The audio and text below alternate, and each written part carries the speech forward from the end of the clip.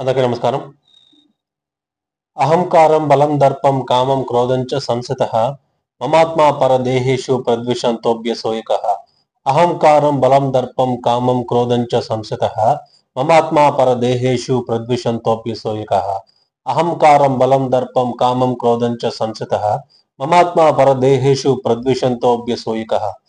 అహంకారం బలం దర్పం కామం క్రోధంచ సంసితః మమాత్మా పరదేహేషు ప్రద్విషంతోభ్యసూయకః. అహంకారం బలం దర్పం కామం క్రోధంచ సంసితః మమాత్మా పరదేహేషు ప్రద్విషంతోభ్యసూయకః. అహంకారం బలం దర్పం కామం క్రోధంచ సంసితః మమాత్మా పరదేహేషు ప్రద్విషంతోభ్యసూయకః. అహంకారం బలం దర్పం కామం క్రోధంచ సంసితః మమాత్మా పరదేహేషు ప్రద్విషంతోభ్యసూయకః. అహంకారం బలం దర్పం కామం క్రోధంచ సంసితః మమాత్మా పరదేహేషు ప్రద్విషంతోభ్యసూయకః. అహంకారం బలం దర్పం కామం క్రోధంచ సంసితః మమాత్మా పరదేహేషు ప్రద్విషంతోభ్యసూయకః. ఈ శ్లోకాన్ని నేను పదే పదే ఎందుకు రిపీట్ చేస్తున్నాను అంటే, నా జీవితంలోకి మొట్టమొదటిగా నా అనుభవంలోకి వచ్చిన మొట్టమొదటి శ్లోకం. ఎందుకంటే హైదరాబాద్లో అశోక్ నగర్లో సివిల్ సర్వీసెస్ ప్రిపేర్ అవుతున్న సమయంలో నాకు తెలిసిన ఒక అన్న ఎవ్రీ సాటర్డే నన్ను రామకృష్ణ మఠానికి తీసుకొని వెళ్ళి అక్కడ భగవద్గీత క్లాసెస్కి నన్ను తీసుకొని వెళ్ళేవారు. ఆ అన్నగారే నన్ను మొట్టమొదటిగా హైదరాబాద్లోని దోమలగూడలో ఉన్న రామకృష్ణ మఠానికి నన్ను పరిచయం చేయడం జరిగింది.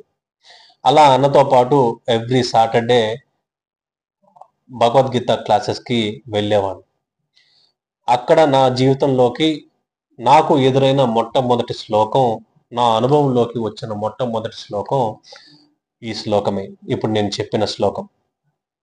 అక్కడ ఆ క్లాసెస్ 50 minutes క్లాస్లో అక్కడ చాలామంది అశోక్ నగర్కి చెందిన చాలామంది విద్యార్థులు కూడా అక్కడికి ఎవ్రీ వీక్ వస్తూ ఉంటారు.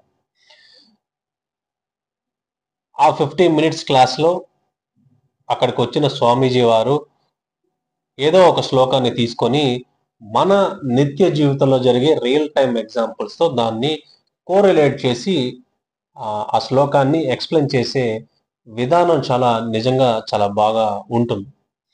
సో అలా నేను జనరల్గా ఎవ్రీ వీక్ చాలా వరకు హైదరాబాద్లో ఉన్న రోజుల్లో ఎవ్రీ వీక్ వెళ్తూ ఉండేవాడిని. ఆ తర్వాత కొన్ని సంవత్సరాల పాటు నేను దాన్ని హైదరాబాద్ నుంచి వచ్చేసాక నేను దాన్ని పెద్దగా తిరిగి ఎక్కడ కూడా భగవద్గీత గురించి మళ్ళీ నేను దాన్ని పఠనం చేయడం కానీ లేకుంటే ఏదైనా శ్లోకాన్ని అభ్యసించడం కానీ నేను ఎక్కడ కూడా చేయలేదు.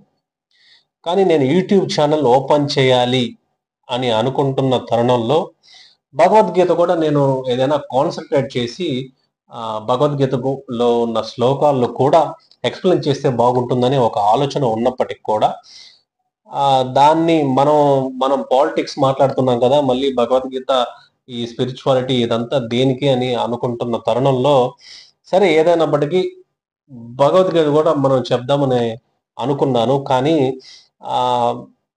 పాలిటిక్స్ మీద ఎక్కువ కాన్సన్ట్రేట్ చేయడం వల్ల నేను దాన్ని ఫోకస్ చేయలేకపోయాను. కానీ ఈరోజు అనుకోకుండా గీతా జయంతి సందర్భంగా ఏదో ఒక శ్లోకాన్ని చెప్పి వదిలేద్దాం అనుకున్నాను. కానీ నాకు మటుకు దీన్ని ముందుకు తీసుకెళ్ళాలి, ఈ భగవద్గీతలో ఉన్న శ్లోకంలో మనం నేర్చుకొని ఏదైనా చెప్పాలి అని నాకు ఈరోజు ఆ థాట్ అనేది మళ్ళీ జనరేట్ అయ్యింది.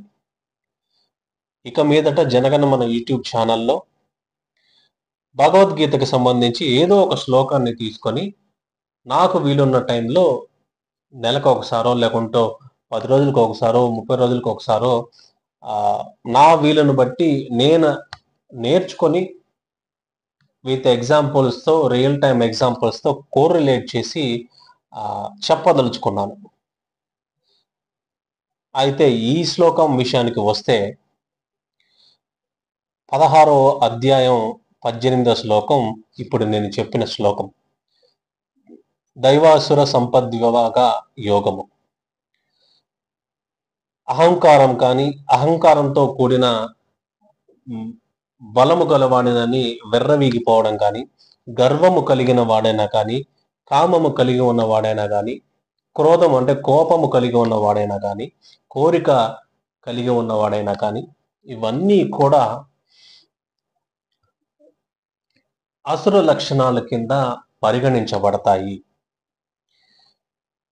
ఈ అసుర లక్షణాలు కలిగిన ప్రతి ఒక్క మనిషి కూడా ఎదుటివాడిలో ఉన్న దైవాన్ని చూడలేక, ఎదుటివాడిలో ఉన్న ఆత్మని మనస్ఫూర్తిగా చూడలేక, వాడిని నిత్యం దూషిస్తూనే, వాడిలో ఉన్న ఆత్మలో ఉన్న నేను అంటే దైవాన్ని కూడా విస్మరించి తన జీవన యాత్రలో ఈ లక్షణాలన్నీ కలిగి మనిషి అనేవాడు బతుకుతూ ఉన్నాడు.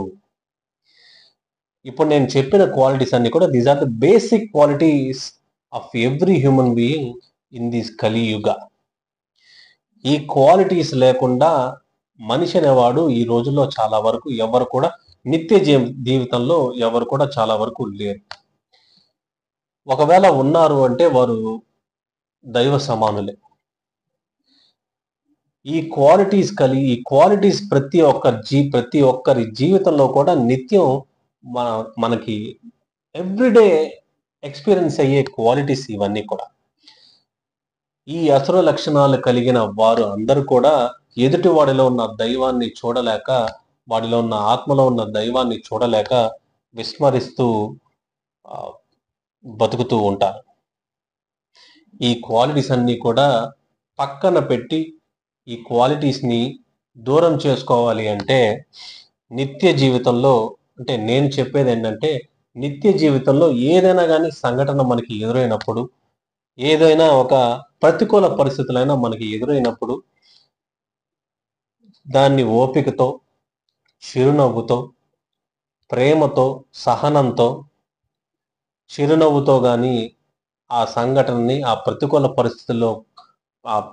పరిస్థితిని కానీ మనం ఎదుర్కొంటే ఈ లక్షణాలన్నిటినీ కూడా మన జీవితంలో నుంచి మనం దూరం పెట్టవచ్చు. అలా ఎదురైన ప్రతి ఒక్క సంఘటనని మనం ఎదుర్కొంటూ పోతే ప్రపంచం అంతా కూడా ఎంతో శాంతిమయంగానే ఉంటుంది. అటువంటి లక్షణాలు మన జీవితంలో అటువంటి లక్షణాలన్నీ కూడా అలవరుచుకోకుండా జీవితంలో ప్రతి ఒక్క సంఘటనని చిరునవ్వుతో, ప్రేమతో, సహనంతో ఎదుర్కొని ముందుకు వెళ్తే ప్రపంచం అంతా కూడా శాంతిమయం అవుతుంది. ఎవరైనా కానీ ఈ లక్షణాలన్నిటి కూడా దూరంగా ఉంటేనే తమ జీవ యాత్రలో ప్రశాంతంగా జీవించగలరు, ఎదుటివాడిని కూడా ప్రేమించగలరు. భారత్ మాతాకి జై. జై హింద్.